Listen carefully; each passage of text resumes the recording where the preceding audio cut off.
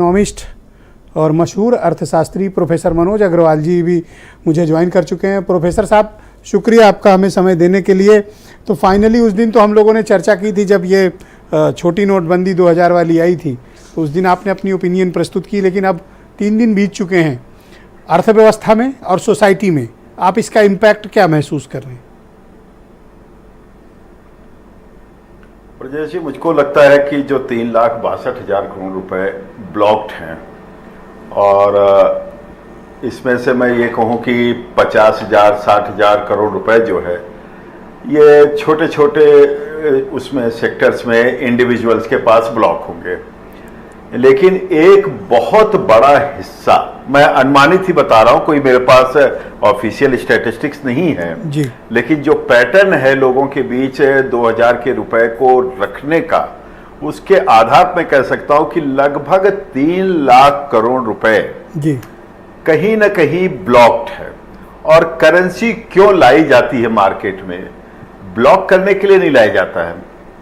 Currency इसलिए लाया जाता है कि वो अर्थव्यवस्था में सर्कुलेशन में आए, और उसके माध्यम से हम मॉनेटरी पॉलिसी, जो हमारी पॉलिसी होती है, उसको हम कंट्रोल करते हुए, चाहे इन्फ्लेशन कंट्रोल करना हो, चाहे ग्रोथ को बूस्ट करना हो, हम उसको वहां पर अपनी नीति लागू कर पाए। लेकिन ये 3 लाख करोड़ रुपए, बल्कि कहिए लगभग पूरा ही कहिए, क्योंकि जो सामान्य तौर पर 10-5 लोग रखे हुए हैं वो भी ब्लॉक करके रखे हुए हैं। क्यों?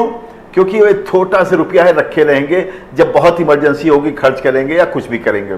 तो एक बहुत बड़ा, यानी कि 10 से 11% की करेंसी पब्लिक में, किसके पास है ये सेकेंडरी है, लेकिन पब्लिक में वो ब्लॉक्ड है करेंसी। तो क्या किसी एक प्रोग्रेसिव अर्थव्यवस्था के लिए उचित हो सकता है? कतई नहीं। तो क्या सर उसको बाहर निकालने के लिए हम बार बार नोटबंदी करें? हो सकता है। मुझे लगता है ब्रजेश जी, इसको नोटबंदी शब्द से हम लोग ना जोड़ें। नोटबंदी में क्या था कि वहां पर अवैध हो गया था 8 नवंबर 2016 को रात को 12 बजे से अवैध हो गया था, 4 घंटे के औसत में अवैध हो गया था। यहां पर यह नोट 30 सितंबर तक तो कम से कम अवैध नहीं है। नहीं, उसमें भी सर एक समय सीमा दी गई थी कि इतने वक्त तक आप एक्सचेंज कर लें या बैंकों में डाल दें। एक्सचेंज और डिपॉजिट फैसिलिटी उसमें भी वहां पर एक्सचेंज था, लेकिन आप ट्रांजैक्शन एक डिफाइंड उसको छोड़ करके नहीं कर सकते थे।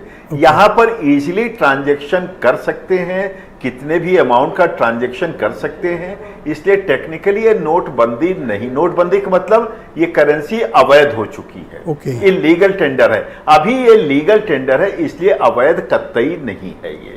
तो एक सबसे बड़ा तर्क इसके सामने जो आता है, other than the political matters, economic दृष्टिकोण से, कि हमारी मॉनेटरी पॉलिसी का आज का उद्देश्य क्या है।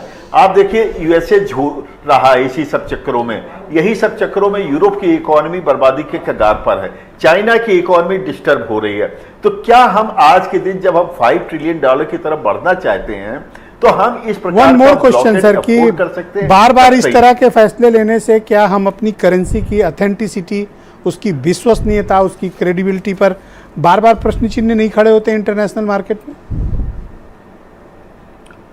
ब्रजेश जी, मुझे लगता है कि इंटरनेशनल मार्केट में सबको क्लियर था, और सब चीजें क्लियर है जब गवर्नमेंट को 18-19 से इसकी प्रिंटिंग पूरी तरह से बंद है, यानी कि नोटबंदी के 1-1.25 साल बाद से ही इसकी प्रिंटिंग बंद कर दी गई है।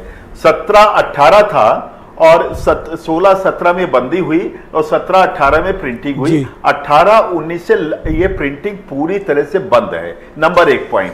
नंबर 2 पॉइंट कि जो करेंसी बैंक में गई वो वापस नहीं आई। यही वजह है कि 6,70,000 या 65,000 के आसपास जो भी करेंसी मैक्सिमम पहुंची थी, यानी बहुत पैसा बैंकों ने भी रोक लिया है।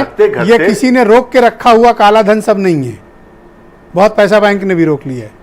ये अब वर्तमान में जो रुका हुआ है मैक्सिमम 7.25 लाख करोड़ से अब 4.25 लाख करोड़ रह गया, यानी कि लगभग बैंकों ने वापस। और आप अप्रिशिएट करते हैं गवर्नमेंट के इस फैसले का, आरबीआई के इस फैसले का? देखिए, इसको क्रिटिसाइज करने का कोई कारण नहीं बनता है सर। मैंने अप्रिसिएशन वाला वर्ड यूज किया, नॉट क्रिटिसिज्म। अर्थव्यवस्था को देखिए, उसके साथ साथ पहले यह जानना आवश्यक है क्या हम इसको क्रिटिसाइज कर सकते हैं। मुझे कोई वैध कारण नहीं लगता कि, लेकिन इसका जो अप्रिशिएट करने का कारण है क्या हम एक प्रोग्रेसिव अर्थव्यवस्था की 11% करेंसी को होल्ड पर रख सकते हैं, जी अंदर रख सकते शुक्रिया हैं? आपका सर। मैं Black डिबेट and के white दूसरे को चरण में बाद आपके discuss बाकी कर विचारों लेंगे। को सम्मिलित करूंगा।